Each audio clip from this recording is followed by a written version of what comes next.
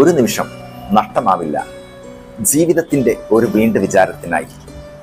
നമുക്കൊക്കെ സുപരിചിതമാണ് സുന്ദരമായ ശബ്ദമാധുരി കൊണ്ട് ഒട്ടനവധി വ്യക്തിത്വങ്ങളെ കീഴടക്കിയ ഇന്ത്യയുടെ വാനമ്പാടി എന്നറിയപ്പെടുന്ന ലതാ മങ്കേഷ്കർ. സുന്ദരമായ ശബ്ദത്തിന്റെ ഉടമ, ഒട്ടനവധി ആരാധക വൃന്ദങ്ങളെ ശബ്ദമാധുരി കൊണ്ട് സൃഷ്ടിച്ചെടുത്ത കഴിവുറ്റ പ്രതിഭ ഇന്ത്യയുടെ വാനമ്പാടി ലതാ മങ്കേഷ്കർ. അവരുടെ അവസാനത്തെ നിമിഷങ്ങളിലെ ചില വാക്കുകളുണ്ട്, നമ്മെ വീണ്ടും ഓർമ്മപ്പെടുത്തുന്ന ചില സത്യങ്ങളുണ്ട്. മരണത്തെക്കാൾ സത്യമായ മറ്റൊന്നും ഈ ലോകത്തില്ല. ലോകത്തിലെ ഏറ്റവും വില കൂടിയ ബ്രാൻഡഡ് കാറുകൾ എൻ്റെ ഗ്യാരേജിൽ പാർക്ക് ചെയ്തിട്ടുണ്ട്. പക്ഷേ ഞാൻ വീൽ ചെയറിൽ ഒതുങ്ങി.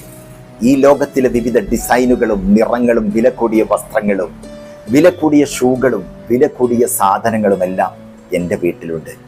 പക്ഷേ ഞാൻ ഹോസ്പിറ്റലിൽ നൽകിയ ഒരു ചെറിയ ഗൗണിലാണ് എൻ്റെ ബാങ്ക് അക്കൗണ്ടിൽ ധാരാളം പണമുണ്ട്.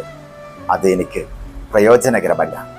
എൻ്റെ വീട് എനിക്കൊരു കൊട്ടാരം പോലെയാണ്. പക്ഷേ ഞാനൊരു ആശുപത്രിയിൽ ഒരു ചെറിയ കട്ടിലിൽ ഇന്ന് ഒതുങ്ങിപ്പോയി. ഞാൻ ഈ ലോകത്തിലെ 5 നക്ഷത്ര ഹോട്ടലുകളിലേക്ക് മാറിക്കൊണ്ടേയിരുന്നു. എന്നാൽ ഇപ്പോൾ എന്നെ ആശുപത്രിയിലെ ഒരു ലാബിൽ നിന്ന് മറ്റൊരു ലാബിലേക്ക് അയക്കുകയാണ്. ലോകത്തിലെമ്പാടുമുള്ള വിവിധ 5 സ്റ്റാർ ഹോട്ടലുകളിൽ ഞാൻ ഭക്ഷണം കഴിച്ചിട്ടുണ്ട്. എന്നാൽ ഇന്ന് എൻ്റെ ഭക്ഷണക്രമം ഒരു ദിവസം 2 ഗുളികകളും രാത്രിയിൽ ഒരു തുള്ളി ഉപ്പുമാണ്. ഞാൻ വ്യത്യസ്ത വിമാനങ്ങളിൽ ലോകമെമ്പാടും സഞ്ചരിക്കുകയായിരുന്നു. എന്നാൽ ഇന്ന് 2 പേർ എന്നെ ആശുപത്രി വരാന്തയിലേക്ക് സഹായിക്കുന്നു.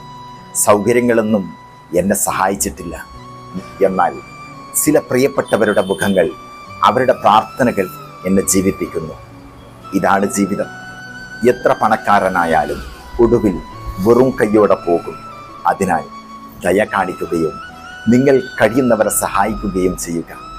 പണത്തിനും അധികാരത്തിനും വേണ്ടി ആളുകളെ വിലയിരുത്തുന്നത് ഒഴിവാക്കുക. നല്ല ആളുകളെ സ്നേഹിക്കുക. നിങ്ങൾക്ക് വേണ്ടിയുള്ളവരെ സ്നേഹിക്കുക. ആരെയും വേദനിപ്പിക്കരുത്. നല്ലവരായിട്ട് ജീവിക്കുക. നമ്മുടെ ജീവിതം മറ്റുള്ളവർക്കും വെളിച്ചമായി നല്ലൊരു ജീവിതം മുന്നോട്ട് നയിക്കുക. വളരെ കുറഞ്ഞ ജീവിതമാണ്. നന്മയാർന്ന ജീവിതം മറ്റുള്ളവർക്ക് കൂടെ വെളിച്ചമാകുക.